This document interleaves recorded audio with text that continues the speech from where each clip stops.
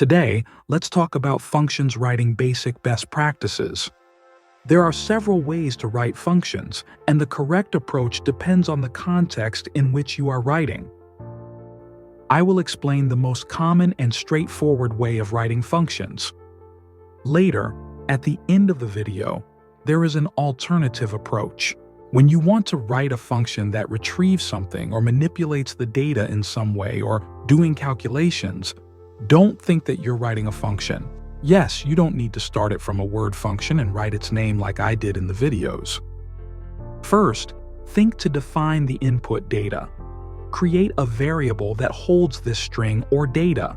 Of course, if the data is a complicated object or an array, or if you're going to work with some files, you must create it and place it in your variable. Input must be clearly defined as any that is available.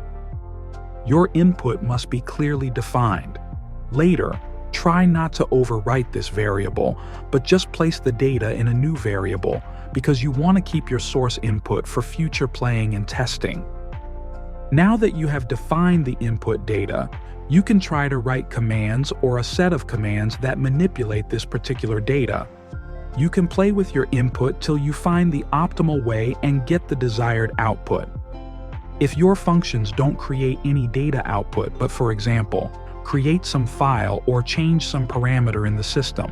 So, the best advice is to try to define a kind of test in the end that checks if everything was done properly and then makes an output of true or false.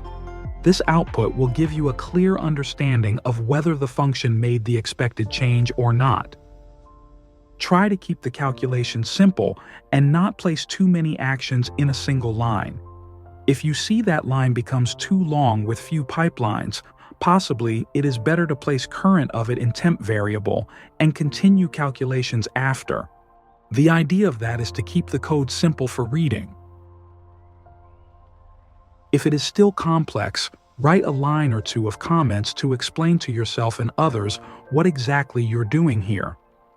Maybe after the code, make a comment with an example of output if the object is complex.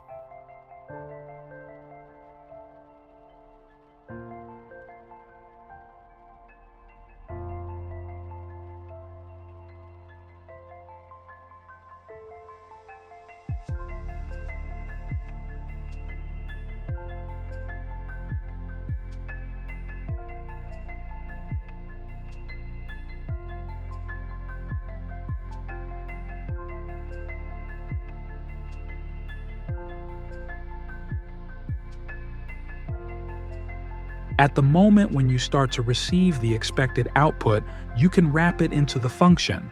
The idea is to place the code inside the script block and wrap it with curly braces. Then, you define this as a function, give it a name, and replace all the inputs you had with function input. Remember, use only approved verbs for the functions. You can use getVerb to get all approved variables. The name of the function should contain the meaning of what the function does. It is very important that you keep an idea of input and output for your functions. If this function is part of the code and you'll want to upgrade it or modify it, your responsibility will be to keep the same output and input. This will simplify future code improvement. And believe me, you will improve your code. The next important aspect is to validate your function inputs. Sometimes, when writing something serious for others, it's even better to sanitize and alter the input to prevent unexpected exceptions. Because other users can mistakenly add, for example, escape characters or other type of characters that will execute your code not in way you expected.